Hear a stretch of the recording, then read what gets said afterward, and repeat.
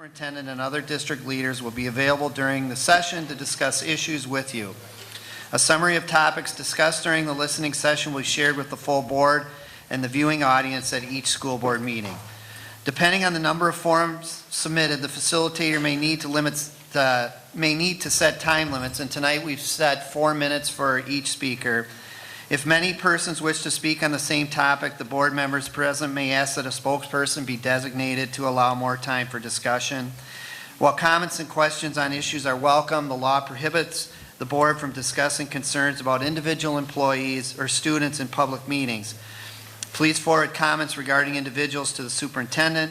If additional conversation follow-up is necessary, the superintendent will direct staff members to contact you. We're going to use the same process that we used at the public hearings. Carissa will call 3 names. One will be the speaker, one person will be on deck, and one will be in the hole, so to speak, to come up. Again, it's 4 minutes. Barb will time that. We're going to strictly adhere to that because we do have 18 speakers and we have to get through this before there's 1 minute for response. Before 6:30, the start of our board. In addition to the 4 minutes, then there'll be a 1 minute time for administration or the board to ask further questions or follow-up. So with that, we'll get started. Our first speaker is Fred Anderson, followed by Chad Nelson and Lance Cunningham. If you'd make your way up to the front so we can move through, that would be great. Thank you.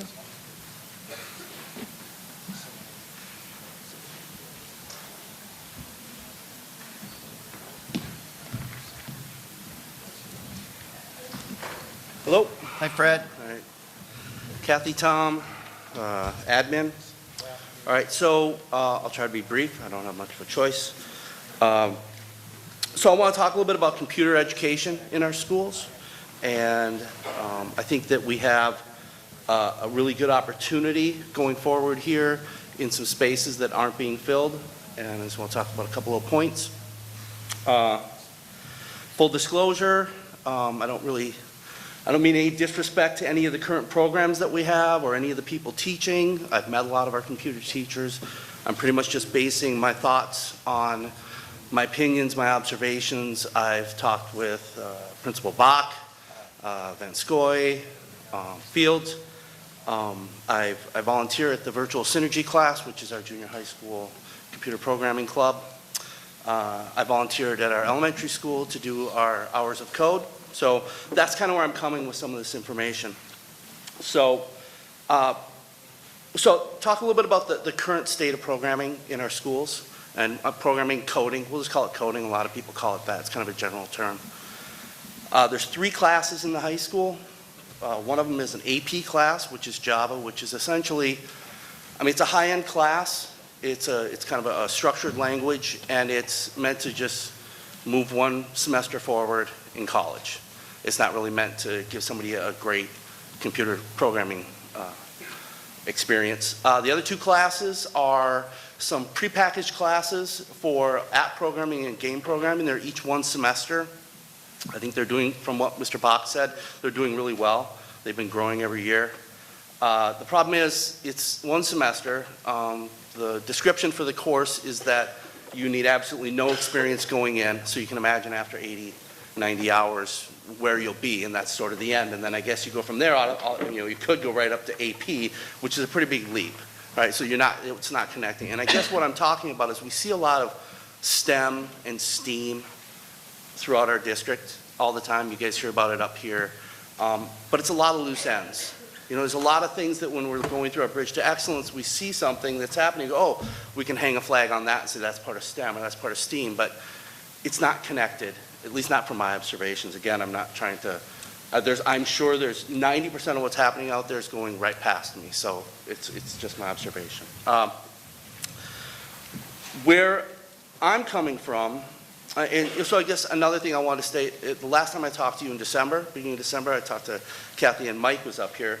I handed out or sent you an email with a pretty good research paper that shows there's a great disparity between what the administrators and the boards of this country think people need for computer programming and what parents and students think is happening in schools or what should be happening in schools. And it's a very big, is that one left? Okay, I'll be quick. I guess what I want to talk about real quick then is we need to find opportunities my ask here would be that we find opportunities where we start to see these things. I'm not really asking you to do anything other than to notice these things as they're coming up coding and try to put those loose ends together. Real quick, some of my experience is in my job, what I do is I mentor interns partially as one side part of my job in computer programming. And I'm noticing more and more that people are coming from these code schools. I'm not getting as many people from college and AP classes coming in. I'm getting people that go to these boot camps. They get 1,200 hours in 3 months or whatever, and then they come in, and it's actually working really well. And one of my concerns is that I see people now at right out of high school going to that and coming in, so I can see that pushing down. Previously, those code schools were sort of a place that was set up for people that didn't do well in college or chose that they wanted to do something else. All right, that's that. Any questions about computer programming? Anything? I guess the one comment that I would like to make is, to me, what you're talking about is curriculum and having sound, consistent systems in place for students. And I think that's one of the reasons that we hired Superintendent Pontrelli, because she has that curriculum and teaching strength. And I think those are the kinds of things that I think we want to improve on in our district. So I'll turn it over to you, but that's my... Yep, Fred, I appreciate you bringing that up because I know just your experience in the schools. I know my son has experienced you working with them in the classrooms, and these are your last time you were up in front of the board speaking to this has caused us to have more conversations at all the secondary levels, and how do we really fill those gaps, particularly now that it's a national push as well, coming down from suggested legislation in terms of what should we be doing specific to coding and the importance of it. So I appreciate you making that statement here because I think it's in line with where we want to go. It's where the secondary principals for sure want to go, as well as John Perry, our Director of Technology. Yeah. Thank you. I'll send an email telling you a little bit more of the details that we didn't get to, and then you can ask any other questions. Thanks, Fred. Chad Nelson, Lance Cunningham, and Sarah Stugland.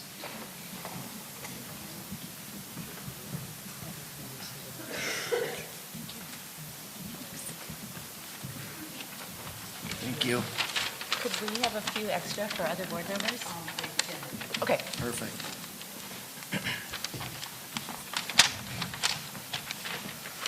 Well, good evening. Good evening.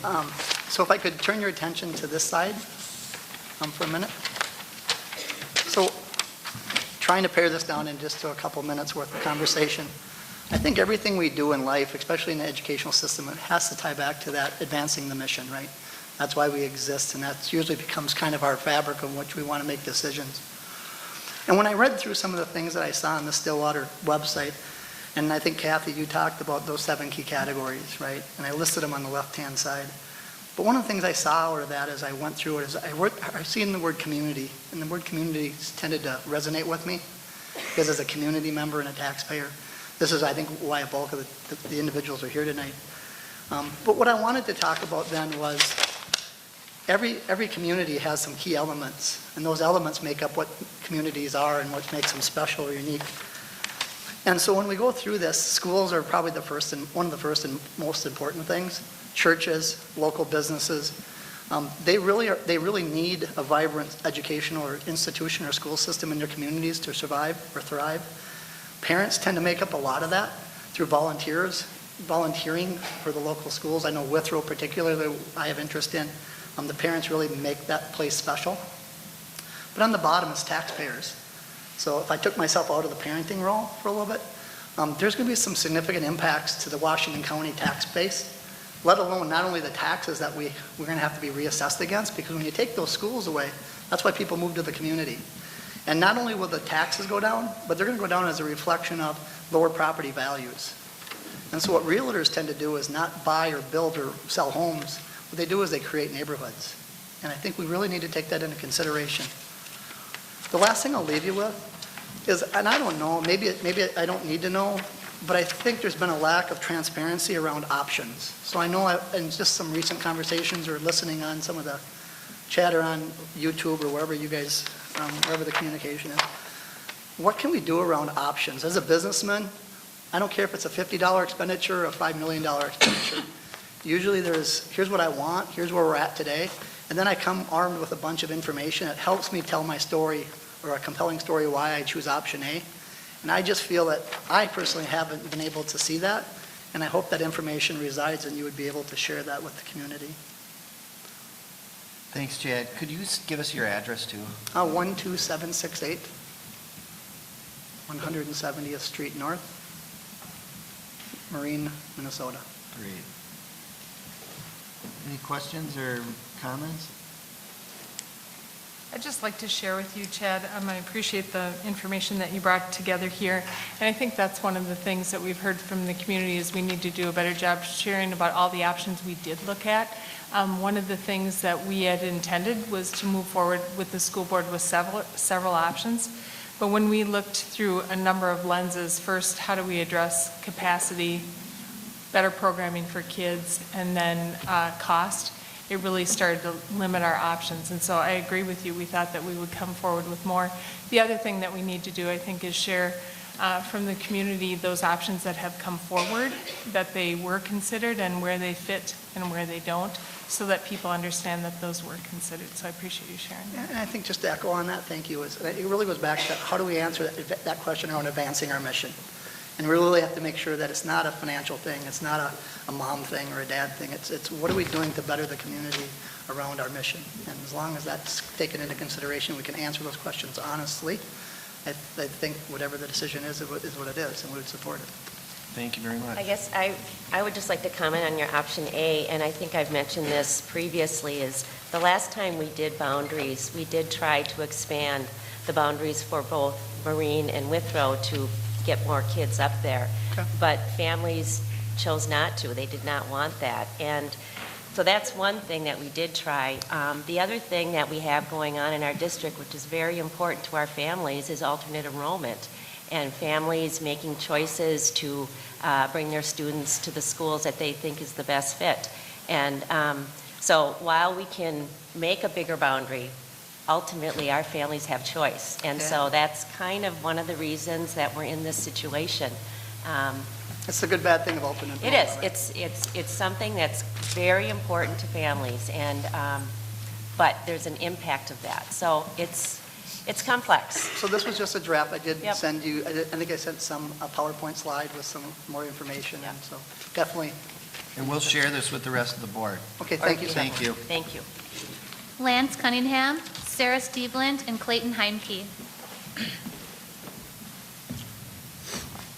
Good evening. Good evening. First, I just want to say I support Fred's suggestion about improving computer science curriculum in the district. I, as a technologist myself, think that's important, and even looking at starting computer science awareness and knowledge in the elementary schools even is important. Can I get your address, Lance? Oh, sorry. 9171 130th Street North, Hugo, Minnesota. Thanks. So I want to address why the community came out against the proposal to delay the vote tonight. I understand why there's confusion. Because we had been asking for significant delays in this process. And so I want to really focus on why we see this delay as a problem. So I have a number of key points on that. One, we have been asking for an indefinite delay since this whole process started. We knew right away that less than 60 days was an unacceptable timeline. However, our requests were continually dismissed by both the administration as well as members of the board. Two, our request for the delay was for the community to get engaged on exploring alternatives. However, in the administration's request, there is no mention of doing so. They've only asked for more time to continue to spread their message and try and turn the tide of continuously growing opposition to the bold proposal. Number three, later tonight you will hear from Bill Wright and I believe some others about what we have in mind for community engagement, including a number of community task force groups. And 3 weeks is simply not enough time for those to get organized and create meaningful input and output from those groups. Number four, a majority of municipalities within District 834 as well as other government officials have passed resolutions asking you to slow this process down. However, I don't think 3 weeks is what they had in mind. It's just not enough time to create meaningful change and adopt meaningful input. Number five, the district was served with a notice of claim from the community on Tuesday afternoon. The district released the request for delay first thing Wednesday morning. While the administration has claimed the request for delay has nothing to do with a potential lawsuit, I question that. The bold proposal is now facing a true legal challenge, and the district administration would be forced to provide significant documentation regarding findings of fact to support their defense. If this process was followed the way it should, a written document and presentation outlining those findings of fact would be ready tonight that justifies the bold proposal in closing of the 3 elementary schools. If the administration did not have their findings of fact already documented, this certainly would create a heavy burden on the district to justify this action in the event of such legal questioning. Therefore, we have to assume that the administration is simply asking for more time to prepare the findings of fact that should be already done. So I have to ask, is the administration prepared? If so, I would like to see this presented tonight, regardless if the final vote is delayed or not. If not, I would expect a formal request of this documentation in the morning so that we know where the administration is at today. And if there is no documentation available, this request for a delay is a well-disguised farce. Our community is weary from fighting for what we believe in, and it is clear to us that after weeks of this, and at the Too Little Too Late Q&A sessions with Whitworth Marine this week, that there doesn't seem to be an interest in listening, much less acknowledging our perspectives. The last-minute request by the administration seems to be self-serving, and the administration requested this aggressive timeline, and they, along with members of the board, have long refused our request to change it. Please hold the administration and yourselves accountable for that. The only positive path that will truly allow for community re-engagement and to reverse the downward spiral in the wake of collateral damage the bold proposal has created since day one is to put a stop to it tonight. I implore the board to reject the delay and vote no on the bold proposal. A unanimous no vote tonight that supports the overwhelming and growing voice of the community, an instruction to the administration to start over and work with the community, take the time that it'll take, and create community task force that you'll hear more about, and develop a new plan to solve the challenges District 834 faces. Thanks for sharing your perspective.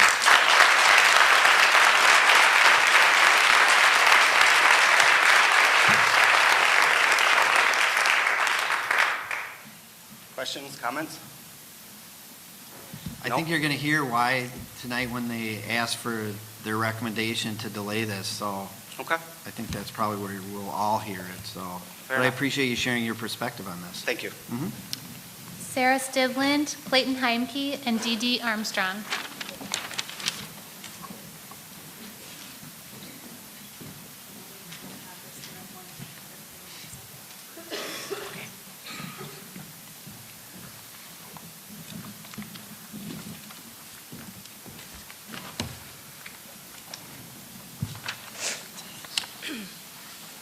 Hi. My name is Sarah Stivland. I live at 11080 Penfield Avenue North in Stillwater Township. So, Stillwater School District does not have a declining population. We have a declining capture rate. Our current capture rate is 72%. This shows a lack of confidence in our schools. The state average is 80%. We should raise our capture rate, which has dropped by 10% over the past 10 years. Our elementary age population has only dropped by 1% during that time. We can do better. Population is expected to grow over the next 15 years, according to the Washington County website. We have a largely rural school district, which means there is open land which is ripe for development. With the completion of the new bridge, growth will certainly be encouraged. We must plan for this growth now. I want to take a moment to review the guiding change document that drives the bold proposal. In the first column, titled Current Reality, we find a long list of challenges that relate to a decade of shrinking budgets, declining enrollment, and inconsistent leadership. This includes things such as staff turnover, lack of funds for technology, lack of planning for the middle school model, and declining achievement. All district-wide issues.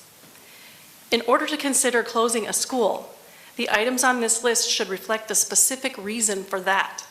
Something such as failing population, no community support, maintenance or repair issues that cannot be overcome. None of that sort of thing is here. What is mentioned here is a balanced budget, passage of a levy and bond referendums, and the bridge to excellence. All examples of huge community support. The next column is desired result. Things like students will demonstrate growth, creative programs will be developed, normal technology access will be provided, and feedback from stakeholders will be gathered, are things that have little to do with the individual schools being threatened right now. I would argue that by closing the 3 schools, these items might not be addressed because of having to deal with all of the drastic changes that BOLD will cause. These desired results are important goals, and we support the leadership of this district in making progress on all of them. The third column is unacceptable means. It states that, quote, "We will not violate state laws or negotiated agreements." Many people here tonight believe that you have already done just that on both accounts. It appears that the idea of closing schools has been secretly discussed for quite some time. And we all know that we were promised that no schools would be closed if the levy and the bond passed. It goes on to say that decisions will not be made outside of district vision or BTE priorities, the Bridge to Excellence. Here are just a few of the beliefs listed in our strategic plan. We believe that all people have inherent value, that our future is dependent on outstanding leadership, that all people deserve the environment and opportunity to discover and maximize their potential, and that relationships based on caring, honesty, and respect strengthen our community. I invite you to consider whether BOLD, the plan itself, is already outside of this vision. It states we will not continue to spend more money to provide an equitable education for all students. This problem is not that you're spending too much in some areas, but the district has not sufficiently addressed the challenges some of our schools are facing. This goes back to declining enrollment and poor leadership. Closing schools will make these problems worse. Here's how I see it. If you wait for 3 more weeks, you drag this painful process out longer. If you vote yes, you would be violating your own standards for unacceptable means and possibly breaking the law. If you vote no tonight, you acknowledge that these 3 schools have value in the district and to our community. You say that all of these students and their families have a voice and they matter. A vote no tonight means you have listened and have heard the concerns, which are numerous and compelling. A vote no tonight means you are dedicated to inspiring excellence for all of our students. Thank you.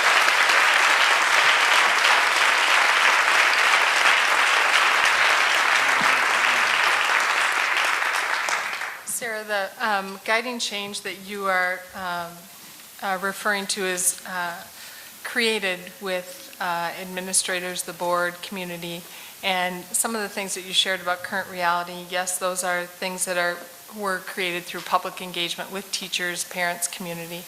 The purpose of a document like this isn't to have every detail, so you're correct that it doesn't. And also it does focus on the entire district. And I guess I just have to say that obviously we disagree about violating state laws or negotiated agreement. But that being said, the things that you mentioned, declining enrollment capture rate, are all of those things that we're looking at. And I just want to remind everyone that the reason we need to look at this is for the entire district, not just a few of our schools. Thank you for sharing. Thank you. Clayton Heimke, Dee Dee Armstrong, and Brandon Auger. Hi, Clayton. Whoa, Careful. it's on wheels. Come That on. thing will slide right It's off. on wheels. I'll be off the edge. Yeah. I'm Clayton Heimke. Address is 14044 107th Street North. Hopefully at some point I can be here as much as Fred where I don't even have to give my address. So, What city, please? oh, sorry, Stillwater Township. Okay, thank you.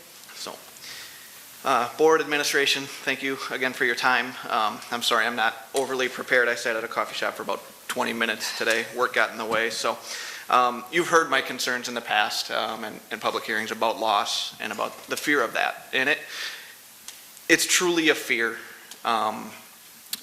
for the district, a fear for the community, a fear for the families. And it continues to be. I have referenced a survey in the past that was put out that has been told to me that it is not a viable survey because it's an emotional response. And while I would agree that on some level it's an emotional response, parents are very aware of the decisions they make.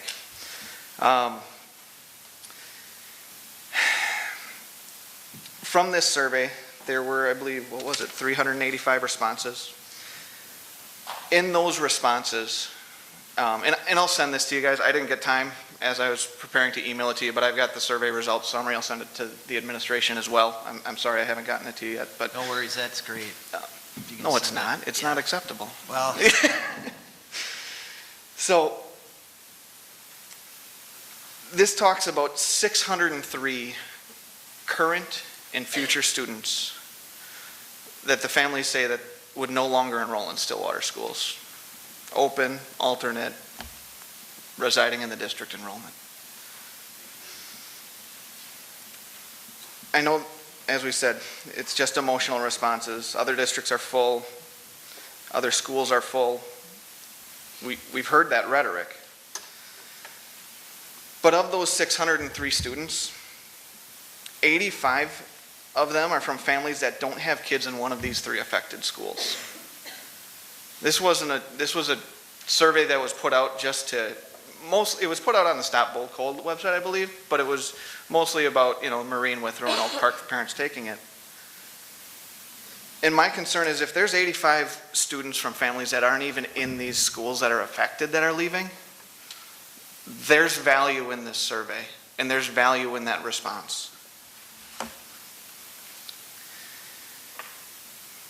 That was and there were 82 families that responded that were outside of those schools. So out of 82 families, there were 85 total students, and I believe it was, I think it was like 27 families. So, I had 2.5 kids a family or something like that, or 3 point something. But again, I'll send it to you. One thing I've been amazed by is recent discussions around homeschooling, even if these schools are full. And there's already a strong, oh my gosh, are you kidding? You're not that sorry. No, I'm just kidding. So let me talk faster. So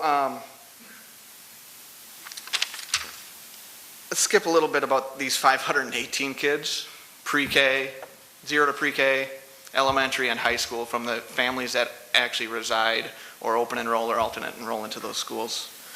Why is that number so high? My family moved from Wisconsin to St. Paul to District 833 to Oak Park Heights to Stillwater Township between July 2011 and February 2014, just to find the proper environment for our kids. 4 moves in 3 years is crazy, but it was incredibly worth it. My drive to Bloomington for work each day is great because I know my kids are in the right place for them. One thing I've learned, though, even though we move so much since moving to Withrow, is that I've met so many families that have made similar moves. They're looking for the right environment. These schools aren't, they aren't a program. They aren't an official program, but they are programming that people are seeking out and moving here for. And by closing them, we're losing that. We're losing what we can be modeling, what we can be understanding. And it's not about doing what those schools do. It's about finding what the other elementary schools do well and marketing that in the same way that my family and so many other families have sought out these 3 schools. So where do we go? Let's get back to partnering with the community. I feel like there's a divide between us, and I don't want that. We need to be able to sit down and discuss. I feel like when we're talking, you're taking notes, but we're not having a conversation. It's a one-way street, just like this. And that's not right. That's not how we get community engagement. It's not how we get to a resolution that the community can buy into. I hate to cut you off. I know, You're gonna I'm take sorry, away from Tom. your other speakers, but thank you for sharing.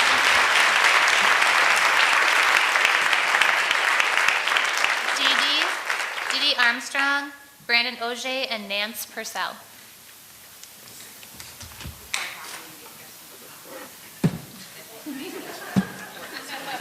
Thank you. Is it chill?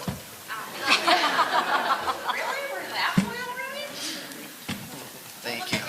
That's true. Thank you. To my other board members, sorry for... I got some more for you. Don't worry. Golly, it's been a stressful 57 days, hasn't it? Oh, I gotta get your address too. I'm getting there. Okay. It's part of the plan. I'm Dee Dee Armstrong. There we go. I live at 3085 St. Croix Trail in Afton. I have 3 kids in the district, one at the high school, one at Oakland Junior High, and one at Afton Lakeland. First of all, thank you. I don't think it's been an extremely pleasant time for anyone these past 57 days. You've had a spotlight that's been shined on you, and sometimes that's not very fun. So that's why I brought you some Coca-Colas. A little peace offering, a little brightener for your evening, because I don't think it's going to be very fun either. I would like to use my time to tell you 3 stories which I think might be illustrative of the juncture that we find ourselves at. The first story that I want you to think about is Comcast. Nobody likes them. Everybody hates their customer service. But for cable, that's what you've got for a choice. But their service is horrible. People don't trust them. They just make people cringe. They have a monopoly on the cable market around here. That is, until people got fed up with the status quo of ickiness. Then, things like Hulu and Amazon Fire Stick and Apple TV and so many other options started happening. And Comcast lost market share as people ditched their cable for non-traditional options. What I'm getting at with this illustration is, if you want to keep and attract your customers, do not assume that your monopoly on the market will do the trick. You've got to give excellent service. You've got to be top-notch at giving the best service with friendly faces, no matter what your monopoly you think is. The second case is this, Coca-Cola. In 1985, Coca-Cola was the leading soda seller on the market. But they were seeing erosion in their market share to Pepsi. So their leadership decided that they couldn't keep losing market share and hatched a brilliant plan. They introduced new Coke to capture more market share. They stopped selling the original Coke. However, the elimination of what had made Coke great created a huge negative, even hostile reaction. There was some acceptance of the new formula for some drinkers. However, there were many more who resented the change and were not shy about making that known. And that was even before social media. Groups were formed against the new Coke formula. It was mocked on late night TV. Really bad publicity. Following the new Coke introduction, only 13% of those polled said they preferred new Coke. Pepsi gained 14% in sales increases. So the change actually had folks leaving the long-standing premier of the soda market.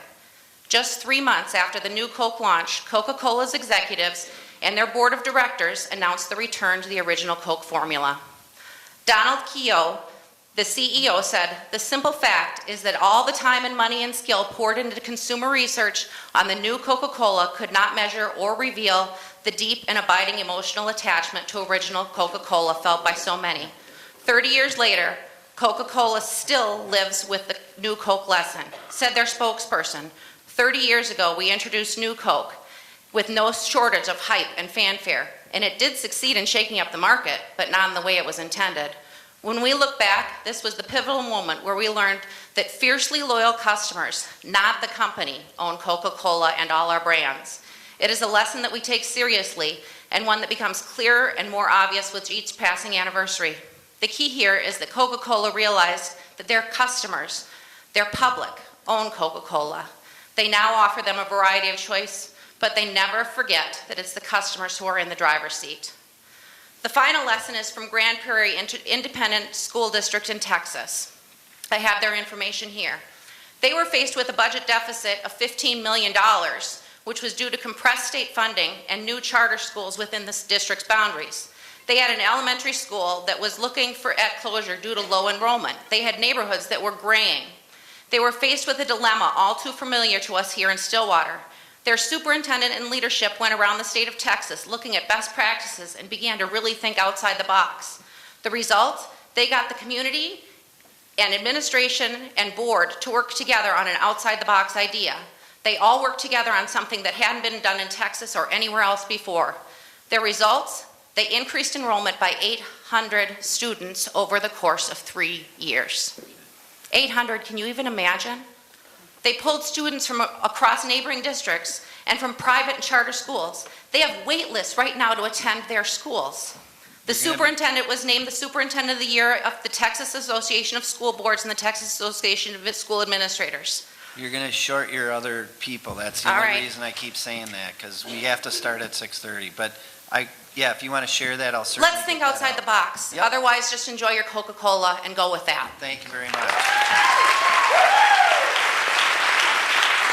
Brandon Ogier.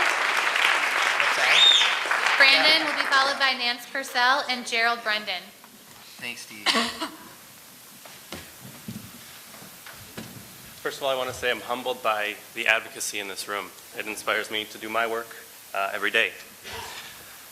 My name is Brandon Ogier. I'm an English learner teacher at Lake Elmo Elementary School. My address is 8656 27th Street North in Lake Elmo. I first would like to thank the members of the board, the leadership team, as well as the Superintendent Pontrelli for this transparent process. The challenge of school consolidation. Excuse me. The challenge of school consolidation is an emotionally complex consideration, and I appreciate the divergent perspectives that have been shared thus far. I think only through a consideration and thorough understanding of all stakeholders' viewpoints will we as a community come to a decision that will truly position us to continue offering all students the education they are entitled to. I've been an employee of the district for 6 years. To say that I feel fortunate to work in Stillwater Area Public Schools, and specifically Lake Elmo, truly doesn't capture the sentiment I feel towards this great district. Like all of our schools in the St. Croix Valley, I work in an unbelievable building with its very own community and identity. Diversity of all kinds is seen as assets, celebrated, and incorporated into student learning. Throughout this process, I have heard numerous mentions and concerns around equity. This oftentimes is a nebulous idea with little reference to concrete experiences in our own lives. I've dedicated my career to this idea in serving families that have barriers.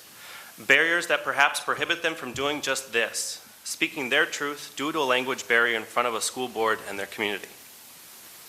This is why I'm here speaking to you tonight. I feel a profound obligation and a heavy responsibility to advocate for all students and families of this great district. This has been a voice that, unfortunately, due to no fault of their own, has been profoundly missed in this process. We need to understand silence does not suggest indifference or lack of engagement, but perhaps in itself illuminates the inequity that I want to talk about. In the past, my colleagues and I have worked tirelessly to build an EL program in Stillwater that can serve EL students in a way that comprehensively meets their academic and social emotional needs. While we are close, I continue to have concerns.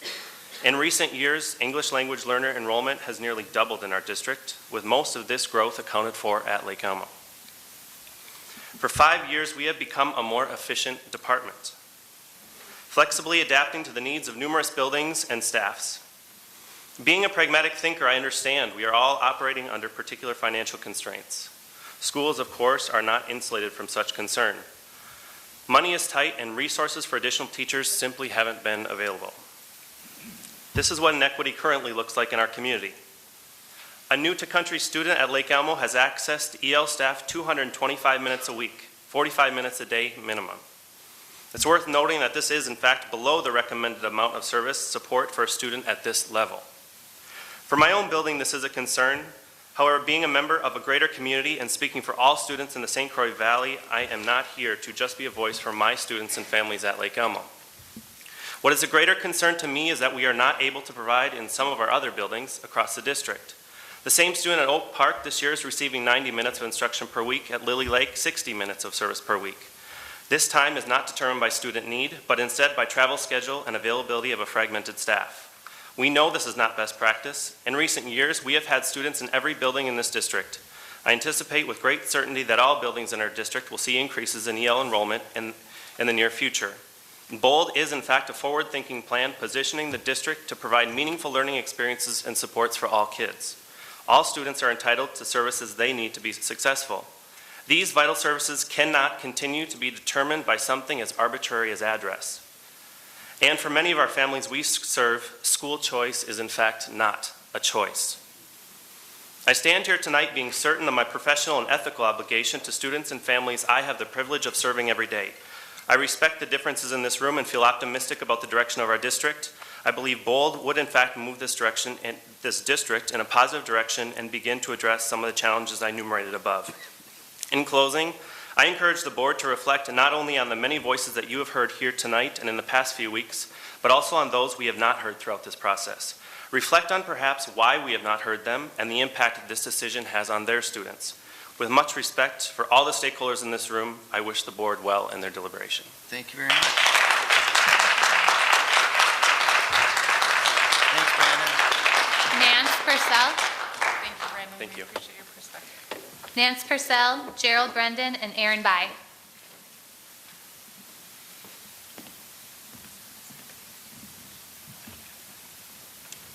Hello. Hi, I'm Nance Purcell. I live at 1017 Abbott Street in Stillwater. I'm a parent of 3 Stillwater Area High School graduates. I'm a property owner. I'm a former teacher in the district, and I substitute in the district. My comments tonight are informed by conversations in the community, with public officials, with colleagues in the schools. But I'm also motivated to speak tonight because of the revolving door at Central Services for the last 20 years. Continuous changes in leadership affect trust, continuity, and the vision for our district. I look to the board for its connections to the community. Board members are elected. Their children go or have gone to school here. We look to the elected board to assess needs and establish priorities. We also look to the board to manage the vicissitudes of administrators that come and go, because oversight matters. We count on the board to evaluate variables and make data-based decisions, and sometimes there are errors. As I understand it, the last levy was predicated on incomplete information, an error. The fact of transportation was not factored in. The cost of transportation was not factored in, and that's a problem. I believe we're here tonight, in part, because of that error. But more importantly, we're here because BOLD is a flawed plan. I ask you not to compound one error by implementing another. It is rare for elected officials to comment on school board proposals. In the last few weeks, state, county, and local officials have weighed in and urged reconsideration. Many citizens district-wide question the efficacy of this plan, and I also urge you to reconsider. I urge you to reconsider BOLD for 2 reasons. First, it's irresponsible to close 3 schools based on a decline in growth scenario for the northern tier of this district. Second, closing 3 schools in the northern third of the district establishes a public education desert. Akin to a food desert, the northern tier of District 834 becomes geographically underserved, where elementary school education is hard to obtain. I will not dwell on the misinterpretation of the Met Council growth projections. The board heard from Jim Drop on January 27th, and others have weighed in about the error of assuming a decline in growth in the northern tier.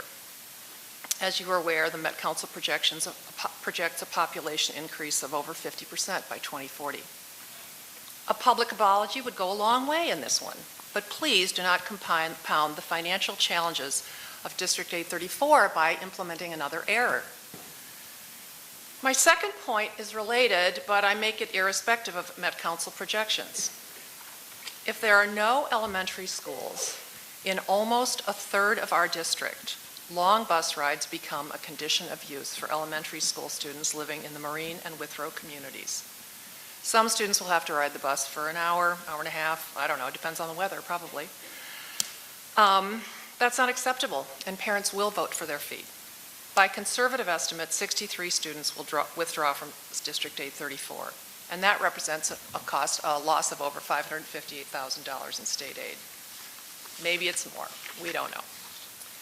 Why is this estimate conservative? It's conservative projection because when you create a public education desert, it sends a powerful message to families in District 834. And it sends a powerful message to those outside of District 834. A suburban district that doesn't provide neighborhood schools for its children? What about mission? What about property values? What's wrong here? And so, in making it difficult to access elementary education for almost a third of our district, you contribute to great uncertainty in this district for years to come. Please reconsider. Thank you very much.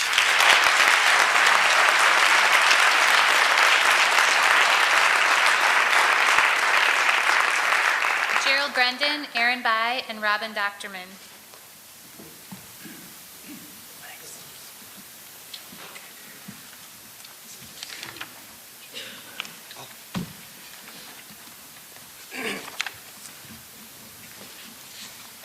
Hi, my name's Gerald Brendan. I live at 2642 Fairlawn Drive in Stillwater, Minnesota. I have 3 children in the school district, 2 of them in elementary, 1 in junior high. None of the 3 go to the 3 potentially impacted schools. I'd like to give you a slightly different perspective on what most parents have talked about as far as all the facts and everything about the BOLD proposal. This is a story, or actually something that happened to me in 2009 at a different school district where they also closed 3 schools. The board received a plan from the administrators 45 days prior to voting. Now, they had 45 days to consider the whole entire plan strictly because they had to make choices before the unions and everything else. They had certain guidelines that they had to abide by for restructuring the schools. The school did their own demographic study. They indicated that on the southwest side of the district, it was declining or stable students going into the school district. While on the northeast side, they were saying, well, it's either going to be stable or increasing. But in general, they said the school district was declining in enrollment. And they also said that within 5 years, the schools would all be considered right-sized. There was little to no teacher or community members consulted about the proposal. They had the similar talks sessions that we have had here. And there was a neighboring school district that also had the same issue, but they chose a different path. Now, to me, it sounds eerily familiar what's going on here compared to there. So knowing these same things that this other school district, which is Robbinsdale School District 281, has gone through, I'm going to tell you what happened after they voted and approved 3 school closings.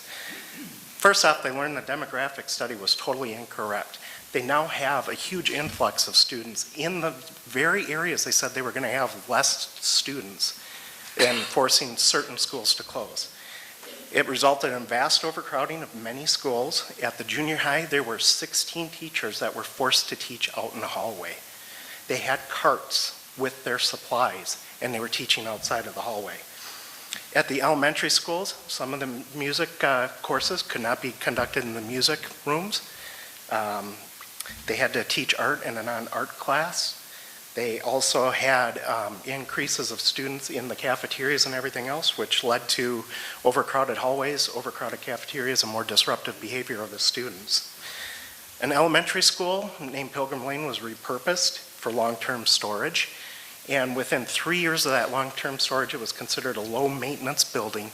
Within 3 years, they had a major mold problem that resulted in people having to wear personal protection equipment just to get into the building until the mold remediation was complete.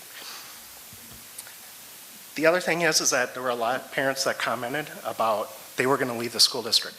I immediately went and put my house up for sale and moved here because I knew this was a great school district. So I know I only have 1 minute left, so I'll try and make this quick, but my major concerns is that I fear we're going down the same path of Robbinsdale School District 281, which I think all of us know is not the best school district in the state. We are known as an excellent school district, but I don't want to go down the path of 281. I want us to be our school district. I want us to have our community involved in helping you guys resolve our budget estimates and resolve all the budget issues, a good together plan. Because the other reason I'm concerned is that if the voters who have the power of the purse feel betrayed, they're not going to vote for future levy referendums, and that will have even a further impact on the school district. So I urge you, please vote no on the BOLD proposal, and I thank you for your time. Thank you.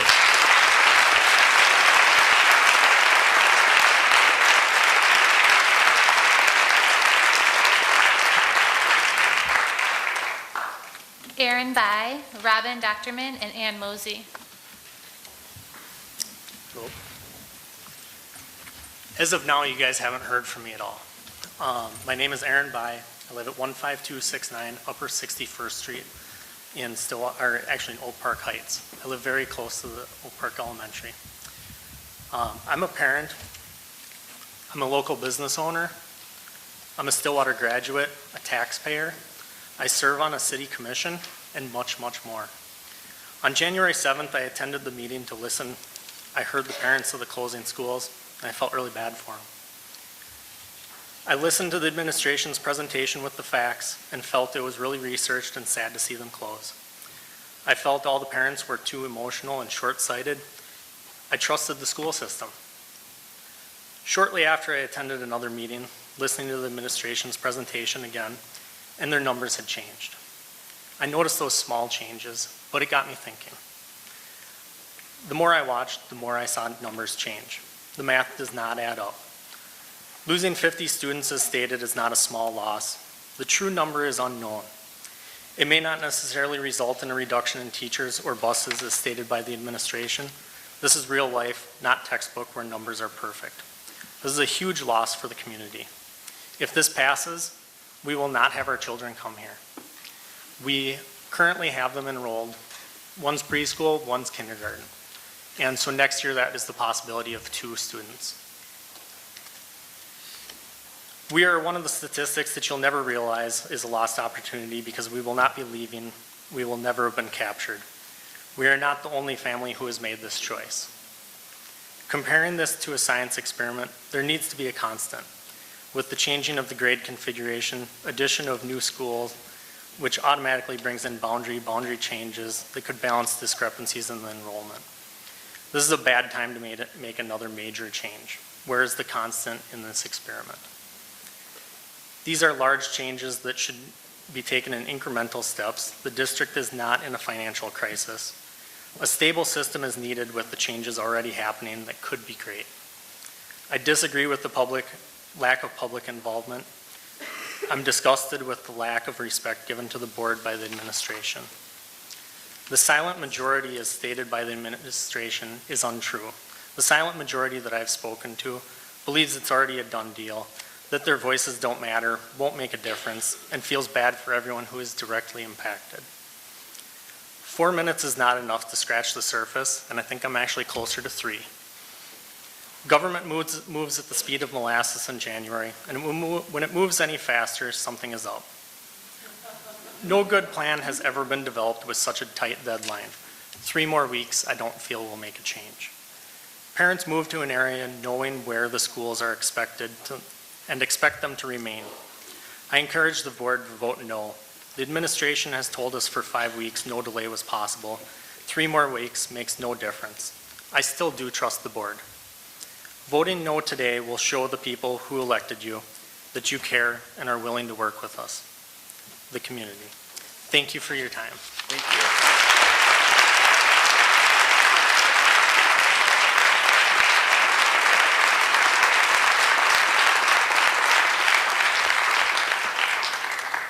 Robin Docterman, Ann Mosey, and Lynn Tucker-Smith. Hi there, I'm speaking in Robin's absence. My name is John North. I live at 3532 Eben Way in Stillwater. Some of you know I have approaching 2 decades of experience in public finance, also as a financial advisor to the public sector, which accounts for a lot of my gray hair, as you can attest to. I'm also the father of a 4th grade daughter, which accounts for a lot of my gray hair as well. But I think both those experiences inform kind of my thoughts and comments I'd like to share. First of all, both those experiences give me an appreciation for the many goals and choices that you need to make as elected officials, and so I appreciate that. Second of all, I mentioned that my daughter is a 4th grader. She attends Withrow. I say that because obviously my daughter is not directly impacted by the proposal. At that point, she'll be in middle school. So I speak not as a parent looking at a 1-year objective, but as someone, a resident, a parent, and a taxpayer concerned about the long-term sustainability of the district. Let me step back. You've heard a lot of meaningful, impactful facts over the last month or so. Let me step back and tell one story, and that's our story. When we moved to the neighborhood, we knew that Rutherford was our neighborhood school, great school. We were fully aware of the open classroom setting. As my daughter grew older and her personality emerged, which I love her personality, we also learned, however, that that setting probably wasn't ideal, probably wasn't a setting in which she would thrive. And instead, after consulting with a lot of people who knew her, many with educational backgrounds, we decided very strongly that a small school, traditional classroom setting was where she would thrive and learn to love learning. And I would argue and maintain that that's exactly what's happened. She has thrived in that setting. She has learned to love learning, which is the most important thing I think you as a board are charged with. There are two goals in my mind that you as a board have before you. One is to make sure that all the students can achieve their educational attainment, their fullest potential. And I would argue that having those options allow for that. An open classroom setting, again, for our case, would not be ideal. And quite frankly, if that was the only option we had, we would not be in the district. And therefore, the revenues that came with my daughter would not be in the district. I would argue that my story is not just one story, but it's a story of many. I want to thank you for your time and your service to our students. Thank you. Thank you.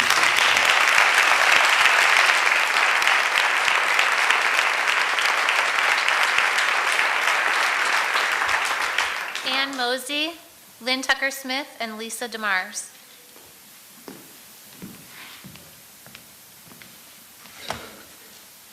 Good evening. My name's Ann Mosey. I live at 12700 120th Street by Pine Point. I'm an attorney. We moved here in 2012 for the schools. I have 3 kids, 14, 14, and 17. We are currently, or will always be, alumni of Withrow and Oak Park. And my 14-year-olds are twins. We started at Withrow. One didn't fit there as well. She went to Oak Park, and that's where she thrived. So I'm an advocate for the small schools, and I'm an advocate for choice. Very little can be accomplished in 4 minutes, so I sent you background reading, and I sent you 2 interrelated proposals in advance of this short soundbite. As a district, we should have a unified vision. The crux of our disagreement may not be small versus large. If the numbers to engage in step 1 had not been undercalculated for whatever reason, we might not be talking about school closings at all. Number 2, our shared vision is excellence. There is no disagreement from any of the engaged, passionate thinkers or stakeholders involved here. We all love our excellent schools. In my small world, I like win-win-win solutions. Add as many wins as you can. So what would it take to retain more students and happy families to identify and fix problems, trust, communication, and find the $1.26 million shortfall that you have been dealt? I say engagement, fundraising, parent involvement, passion. These are the vehicles that transformed Marine, Withrow, and Oak Park. I provided you with a map of the enrollment trends since 2009, specific to each elementary school. You can see what that level of commitment and work looks like. Fundraising is, by its very nature, a connecting of people. This community is a perfect fit for just that kind of shared work. I look forward to joining in and sharing a beer when we look back at this opportunity to make a positive difference for all of our children. You have also seen Mike's fantastic list of alternatives, which includes praising Marine and Withrow's successes specifically. We know students who participate in activities have a higher sense of connectedness, self-esteem, and fewer behavior problems. This connectedness flows from families and communities, ideally. Small organizations in general have higher participation rates across the board. Like me standing here talking to you, it is this connectedness and trust that you are losing in the bold proposal, in the recommendations to delay the vote, and in giving me 4 minutes to talk. And so I leave you with my proposal. Create engagement for excellence, fundraising, accountability, and many voices. Build a smaller, equitable school in the South if needed for our youngest learners. Give them what is in our system. Trim the budget. Look at admin costs that have gone up and up and up while enrollment goes in the opposite direction. Build on a tradition of keeping promises, not fluffing them. Vote unanimously no to bold and choose to regain some trust. Thank you very much.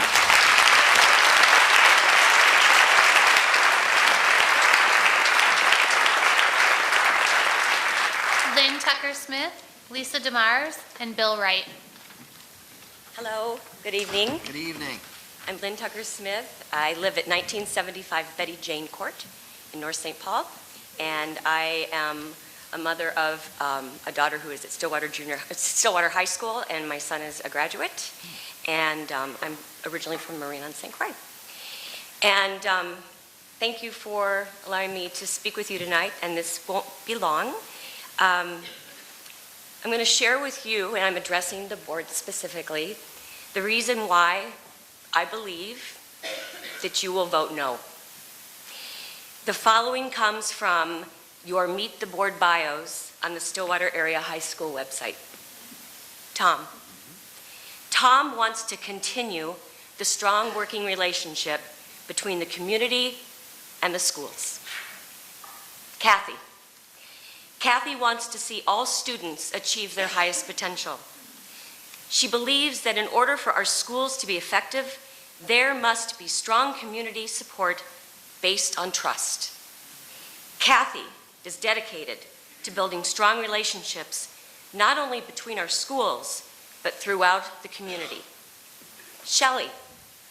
Shelley looks forward to being able to share her experiences and ideas as the board considers actions that will bring this district to greater excellence. She enjoys asking questions and seeking information, and she looks forward to representing the community, families, students, and the staff of District 834. Amy. Amy looks forward to strengthening existing and developing new relationships as parents, teachers, students, and members of the community partner to build on the tradition of academic, athletic, and artistic excellence in Stillwater area schools. And Paula. Paula is grateful for the generous, deeply invested community which surrounds and supports our schools. Paula is committed to advocating for all of our students, pledges to be a strong steward of the community's resources, and will strive to contribute to a culture where all members of our school community are valued, appreciated, and respected. Paula is eager to work with all stakeholders to ensure that we both preserve and continue to grow the strong, enduring legacy of Stillwater area schools. Tom, Kathy, Shelley, Amy, and Paula, thank you for being true to your word and voting no to bold.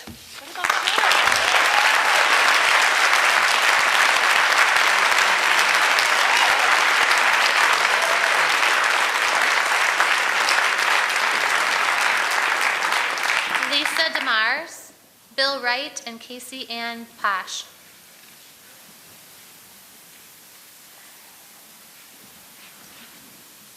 Welcome. Hi.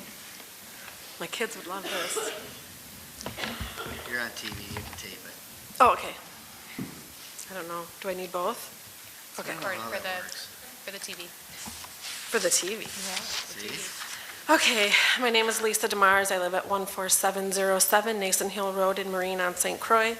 I have twins in the 4th grade that will not be directly impacted by the closing of the schools. However, they have already been impacted by this whole process.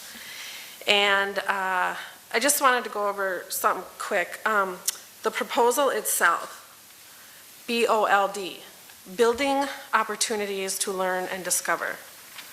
That's confusing to me. How can a proposal that closes 3 schools, displaces hundreds of children, has the potential to financially devastate communities, and has already created a larger division in our district, use the word build in its title? We use bold, everyone talks about bold, but what really is it? It's talking about building opportunities. And I'm sorry, but closing 3 schools is destroying opportunities. For this reason alone, the board should unanimously vote no tonight. We have received a constant barrage of conflicting answers, misinformation, and lack of any kind of humanness from this leadership team. The board members are our only hope. I've looked back at some of the key meetings and articles regarding the school district and have found a few things I just want to remind people. In August, when Denise Pontrelli was first on board with the Stillwater District, she was quoted in the Woodbury Bulletin in regards to the Bridge to Excellence and the new bond. She said it's a pretty hefty plan. Before we can look at any new initiatives, it's really about making sure we're doing really well in what we've already taken on. We would have initiative overload if we tried to bring in too many new things. That was August. And we heard in December of the new plan. In January at Central Services, George commented on the responsibility of the board members, their legal, civic, economic, and moral and ethical responsibilities. Does BOLD really fulfill all of these responsibilities? At a meeting last February regarding the bond, someone questioned how non-student taxpayers would feel about the non-student, non-parent, people without kids, would feel about the $97.5 million price tag. Kathy replied, for the taxpayers, I think the best we can do is to maintain strong schools so your property values stay strong. What will the board say to these taxpayers in the north when property values start declining?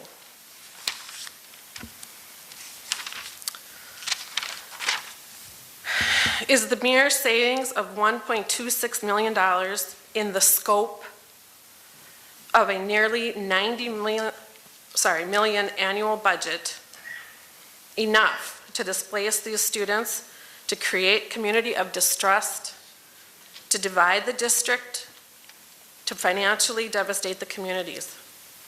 In January at the school board, your CFO even voiced her opinion about how little $1 million is.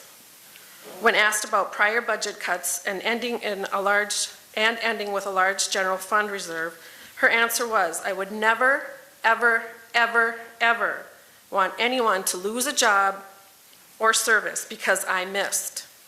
Is 1% miss significant? I don't like it because I know the impact if I'm off by $1 million. But in the scheme, is it? I don't know. What do you guys think? Is $1 million enough for all this trouble? Thanks. Thank you.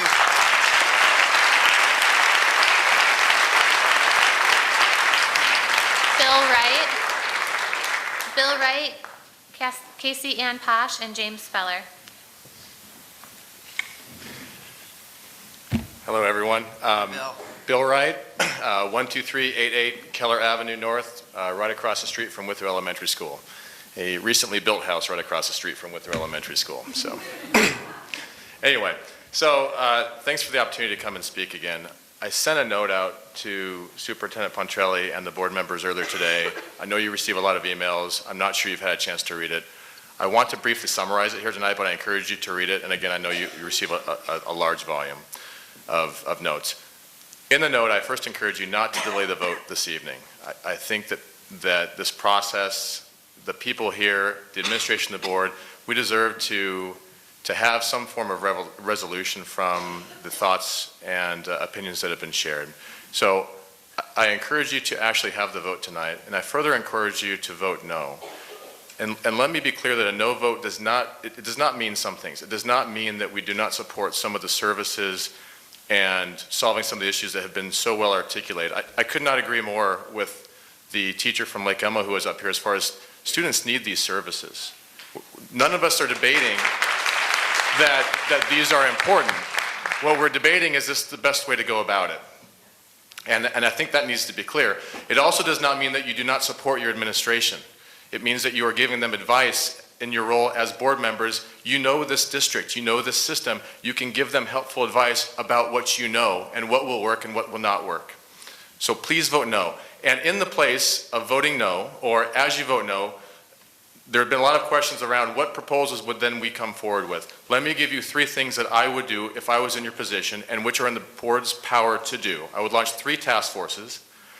The first task force would be chartered and empowered by the board to work with the administration, and this task force would be comprised of a combination of administrators, school employees, teachers, community members from all across the community, civic leaders, for all these 3 task forces. The first task force would look at the long-range facilities plan. This has been coming up a lot in discussions as far as both its further viability, what was wrong with it, what continues to still work, and its impact on the $97 million bond.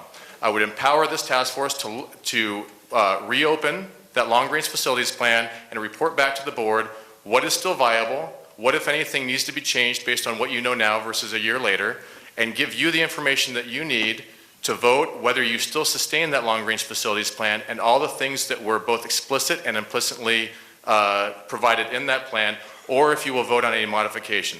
That long-range facilities plan passed with the unanimous vote by the board with significant community involvement. It should receive that same community involvement and same board involvement if you are to modify it or change it. That would be the first task force. The second task force would be set up to look at the proposal that has since been floated, well, since the, no, that's fine, 1 minute left, since the bold proposal was put in place, and that's to look at the Matamidi School District consolidation. None of us know whether this is actually the real thing to do, but it deserves a shot and it deserves to be looked at. I think we've received some responses that some people aren't interested in looking at it.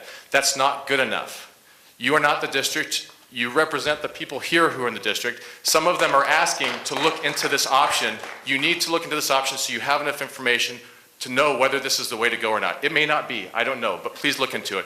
And the third task force needs to reopen the school closure issue. Decide before you assess or before you put forward which schools to close, what are the criteria? In what instances does it make sense to close schools? Establish that criteria transparently with this task force, then empower them, if necessary, to start making those decisions based on those clear rules that have been set up firsthand. Lastly, I just want to make one point about emotion. It's been brought up a lot. Emotion is not a bad, negative thing. You're receiving a lot of feedback from emotional people in emotional settings. Emotion can be the driver for some of the greatest insights that you will ever hear. And I think you need to harness the emotion and the energy that you have from this group to move forward in a positive way. And I think these 3 task forces are a good way to start that process. Thank you.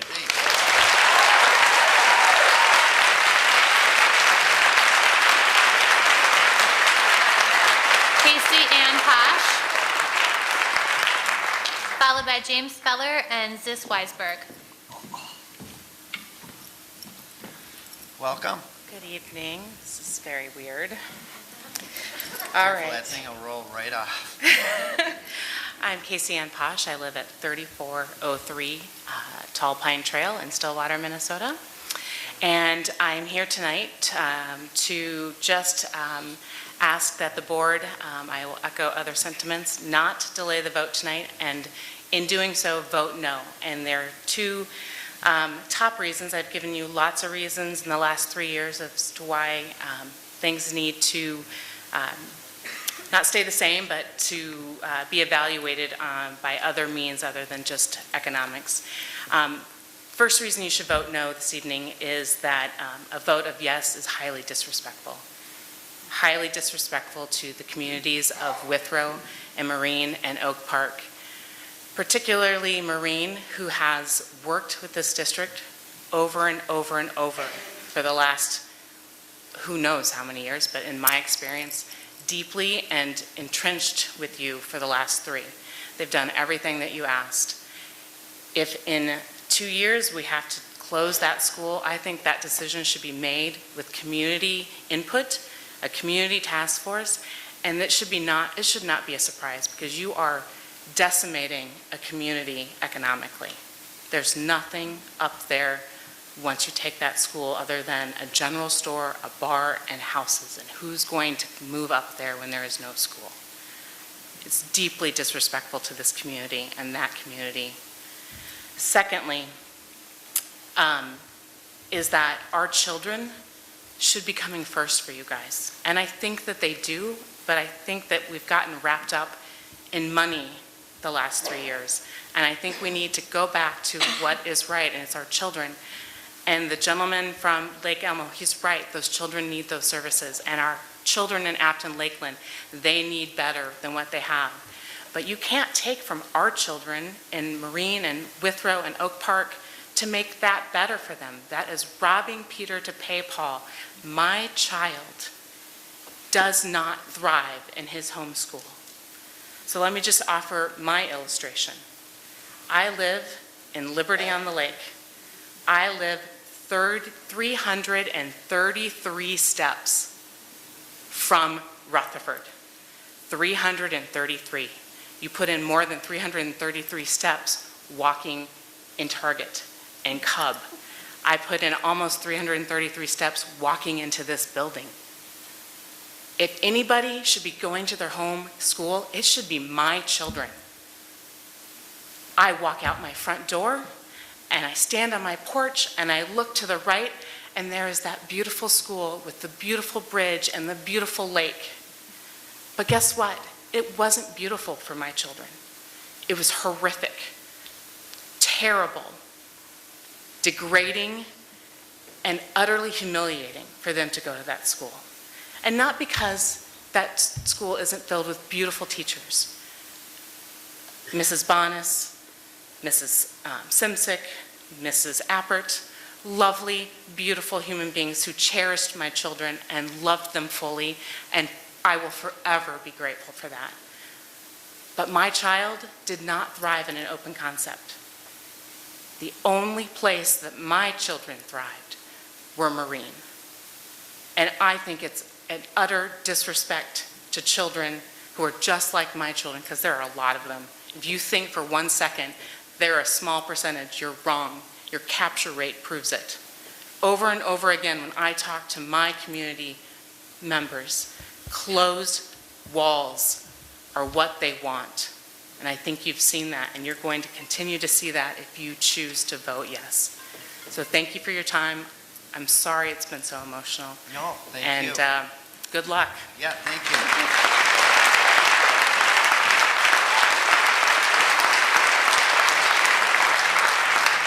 We have 2 speakers left, James Feller and Zis Weisberg. Hi there. All right, Jim Feller, 815 Nightingale Boulevard, Stillwater, Minnesota. I think I'm the guy that Dee Dee warned you about. All right, I told you on January 7th that I thought the Bowl proposal was a reckless experiment with the educational futures of our children. Now, 5 weeks later, after reviewing the overwhelming and fully documented evidence proving that Bold proposal is irredeemably flawed, and listening to the administration respond to this evidence with shifting rationales, non-answers, misleading answers, and at times patently false answers, I realize that reckless doesn't even begin to describe this irresponsible, grossly negligent, and hopelessly incompetent proposal. Now, there are three key tenets underpinning the Bold proposal. We need to close 3 schools to save $1.26 million so we can reinvest these savings in new programming, which in turn will somehow achieve the nebulous and as yet undefined but noble-sounding goal of equity. We need to close 3 schools because the demographic data shows that there will be no growth in the northern part of the district. To quote Ms. Pontrelli, the schools are in the wrong places. And finally, we need to close 3 schools because the district administration shockingly discovered that the district faces an issue with excess capacity. Unfortunately, even the most cursory examination of these 3 tenets reveals that each and every one of them is absolutely false. Multiple community members who are experts in finance, complex data analysis, and forecasting have examined the savings projections. And they all, independently of each other, reach the same conclusion.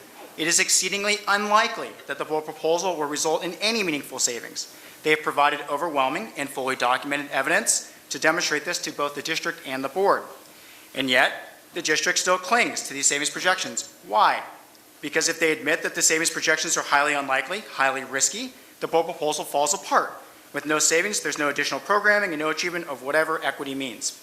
Turning to the demographic data, The parents and community have provided overwhelming and fully documented evidence that the district leadership has misapplied, misinterpreted, and at worst of all, misrepresented the growth projections developed by the Met Council. The evidence is clear. The district leadership's assertion that the North is not projected to grow is patently false. And yet, the district administration continues to cling to this misrepresentation. Why? Because if the district were to admit their error, the bold proposal makes no sense. Finally, parents in the community have provided overwhelming and fully documented evidence demonstrating that the enrollment projections developed by Hazel Reinhardt are highly suspect and unreliable. They have shown that the projections are based on home sales data from two of the worst years in the history of real estate sales. As a result, the projections are already wrong. In response to this evidence, Ms. Pontrelli simply stated that Ms. Reinhardt is well known and is always, quote, spot on, unquote. She challenged us to ask anyone, so we did. We asked Robbinsdale. They disagreed. They relied on Ms. Reinhardt's projections, closed schools, and now they are facing, as you heard earlier today, with an overcapacity issue and are spending millions of taxpayer dollars to reopen schools. All of this overwhelming, fully documented, and to date unrefuted evidence demonstrates beyond doubt that the key tenets of the bold proposal are absolutely false. On January 7th, I and many others implored you, the board members, to fulfill the duty for which you were elected, to act as a check on the administration rather than as a rubber stamp. Unfortunately, to date, it is clear that you, the board members, with the notable exception of one, have failed to do your duty. You failed to ask hard questions when the administration presented you with a proposal full of more holes than Swiss cheese. You failed to challenge the administration's erroneous and overly optimistic assumptions. You failed to question the administration's fatally flawed analysis. So tonight, as a parent, a community member, a taxpayer who voted for the levy, and ultimately, according to the district's organization hierarchy, as one of your bosses, I am here to inform you that I am no longer asking. I am telling you, do your job. End this travesty tonight. Do what you were elected to do. Put the best interests of the children above those of the administration, above your own political interests. Vote no tonight.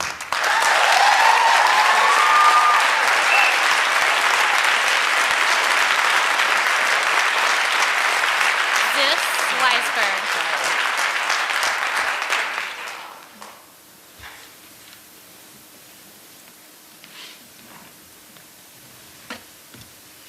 Good evening.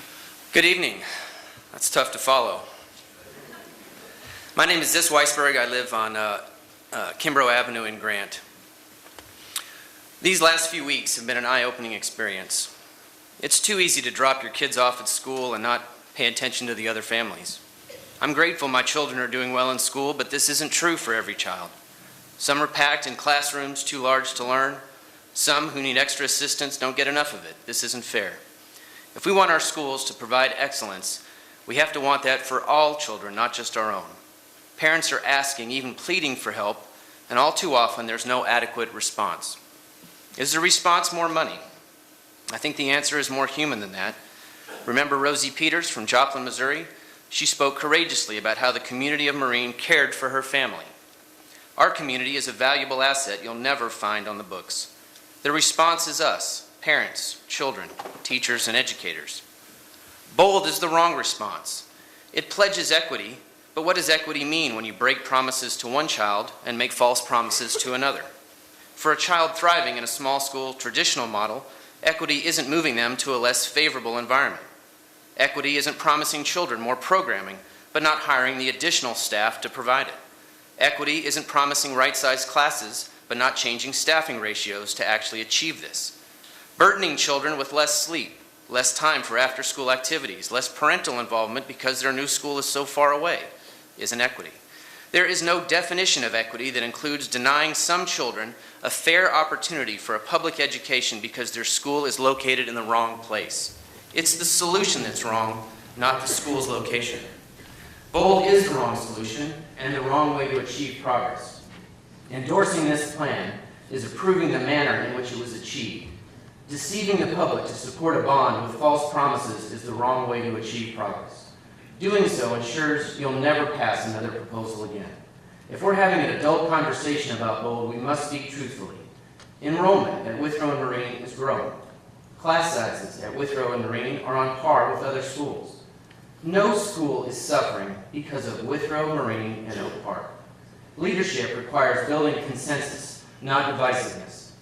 Scapegoating some schools for the problems of others isn't leadership, and historically has never been a way to achieve progress. Leadership requires making evidence-based recommendations. Progress is a mirage if it's built on a rotten foundation of speculation and misinterpreted facts. We don't want our $97.5 million in tax dollars to turn into a junk bond. The superintendent has told us BOLD was based on their new capacity study. That's not true. What BOLD is really based on is losing. Losing growth, losing students, losing schools, and losing teachers. If you look at a map of Washington County, BOLD is a plan that gives up on the upper half of the district. It places too much stock in yesterday's projections that, like the weather, are highly unpredictable. If the weather forecast is wrong, your family picnic gets rained out. If demographics are wrong, millions of tax dollars are wasted. Communities are irreversibly damaged. Even Hazel Reinhardt said, if attendance area boundaries change, projections won't be accurate. Aren't we changing boundaries in the next few weeks? What is the capture rate? It is us. Growing this family is our best chance of success. One way to market the district is to care about those students who choose to leave it. This is a human loss much more valuable than the $9,000 we hear about. What is that student capable of? This loss denies our schools the opportunity to educate a young mind and benefit from the fruits of those labors. Listening to the Director of Finance quantifying the dollar-for-dollar loss of 50 students as no big deal and easily offset by staff reductions was a painful, disrespectful, dehumanizing experience. It's also a disastrous marketing strategy unless you're marketing for our competition. You have to care more than that. Let's collaborate on a plan for growth, like the one we voted on. Aggressively market the district, set benchmarks, and give the plan a chance to work. If it doesn't, we'll make hard choices together. Parents are pleading for you to help their children. We are pleading for you to let us help. Give our district time to grow. Please vote no. Thank you very much.